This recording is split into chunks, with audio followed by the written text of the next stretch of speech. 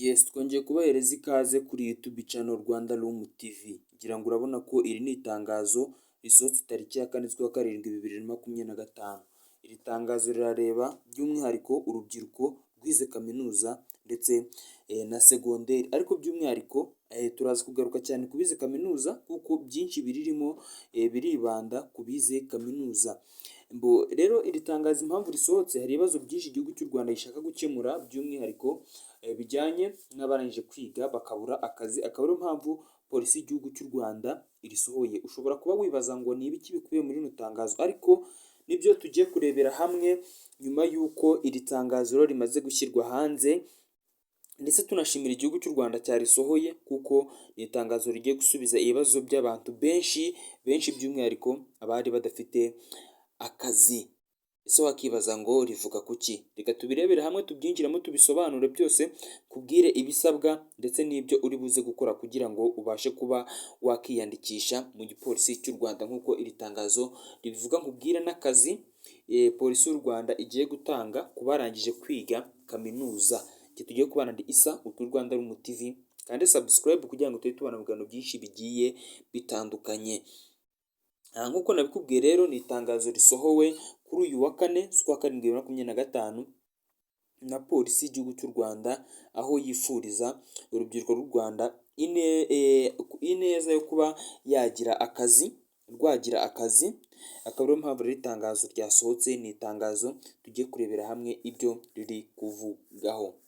Mbere na mbere, leta y'u Rwanda ifatanyije na polisi yararebye isanga urubyiruko rwinshi rwinjira mu gipolisi ni ururangije segonderi, naho abarangije kaminuza bo ntabwo baba babyikoza rwose, baba bavuga ngo imishahara y'abapolisi ni mikeya. Ariko si uko nguko kano ka mwanya bimeze, kubera ko nabo baje kureba basanga kuko bakinjira mu gipolisi warize kaminuza n'umuntu yarize segonderi mukamunganya imishahara ndetse munambara umwambaro umwe. Ntabwo ibyo bintu rwose biba bikora kuko haba harimo diferanse itandukanye cyane. Niyo mpamvu igipolisi cy'u Rwanda cyafashe umwanzuro uvuga ko kigomba guhereza akazi abarangije kwiga kaminuza, ndetse bakazajya batangirana ipeti n'imishahara tugiye kurebera hamwe.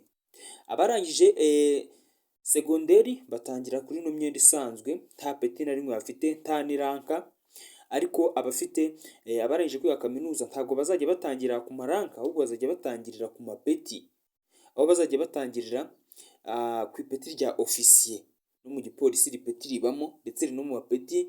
Iyo umaze kugira ofisiye buriya ntabwo uba ucyambara imyenda isa nk'iy'abandi. Ngira ngo hano nakuzaniye urugero rw'ifoto y'umukobwa uri hano wambaye imyenda iriho ipeti rya ofisiye. Iri ni ipeti cyangwa se uyu ni umwenda umuntu aba yambaye, akaba afite ubushobozi bwo kuba yambara imyenda imeze neza rwose, akeye, atambuka, ukabona ko ari umuntu bukeye, ku buryo aba yambaye karuvati, ishati y'umweru ndetse n'ikote n'ingofero ziri nk'iz'abajenerali, nubwo zo ziba zisamo ubururu bukeye nabwo zitandukanyemo n'izaba afande. Iki ngiki rero kikaba ari igikorwa cyiza polisi y'u Rwanda yakoze, kuba abarangije kaminuza bagiye guhabwa akazi, by'umwihariko bakajya batangirana ipeti rya ofisiye, aho bazajya baba mu bigo byiyubashye kandi barya neza, ikindi kandi banambara neza kandi bamenywa n'igihugu. Imishahara yo akazaba ari hejuru y'200,000.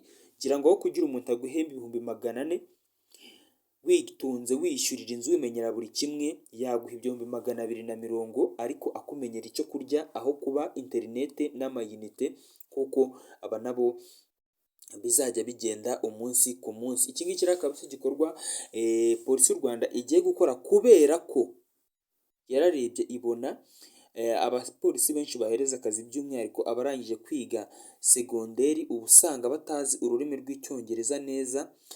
Bakaba bashaka rero abapolisi bazajya baba bazi ururimi rw'icyongereza, ku buryo bazajya baserukira igihugu cy'u Rwanda mu bihugu byinshi hirya no hino bitandukanye mu isi, by'umwihariko hano muri Afurika, mu kugarura amahoro mu bihugu byinshi bigiye bitandukanye. Kubera ko byagaragaye ko hari abagendaga bagiye kugarura amahoro, ugasanga bagiye ariko ntabwo bazi ururimi rw'icyongereza neza. Yego n'urangije kaminuza kino gihe ntabwo wavuga ngo ururimi rw'icyongereza aba aruzi neza, ariko nabwo umuntu wize kaminuza aba atandukanye kure cyane n'umuntu utarigeze ugera muri kaminuza. Ibi ngibi rero bikaba biza bishimangira neza ubukaka, ubushongore bw'igihugu cy'u Rwanda no kureba kure kw'abayobozi dufite, kubera ko baba bamaze kubona ikibazo bakavuga ati reka tukivugutire umuti, noneho ibintu bigende neza ku murongo kandi byose hamwe. N'abarangije segonderi ntibahejwe no bafite ibizami mu minsi iri imbere bazakora, ariko uyu mwanya bashaka kubanza guhereza akazi abantu barangije kwiga kaminuza kugira ngo babashe kuba nabo babona akazi, batangire gukirigita ku ifaranga, kuko urubyiruko rwinshi ruri kurangiza kaminuza kino gihe ntirubashe kuba rwabona imikorere, cyangwa se ngo rubashe kuba rwabona icyo rwakora hirya no hino mu gihugu cy'u Rwanda. Ibi ngibi rero leta y'u Rwanda akaba ari byo yarebye ikavuga ngo reka nacyo tugikure mu nzira. Reka dushimire ko abanye muri kino kiganiro, nkubwira ngo njye ndi Isa, ukande subscribe kugira ngo tujye tubana mu yandi makuru menshi agiye atandukanye, tubane mu gihugu kirimo umutekano kandi gisendereye umutuzo, umunezero n'ubuyobozi bwiza.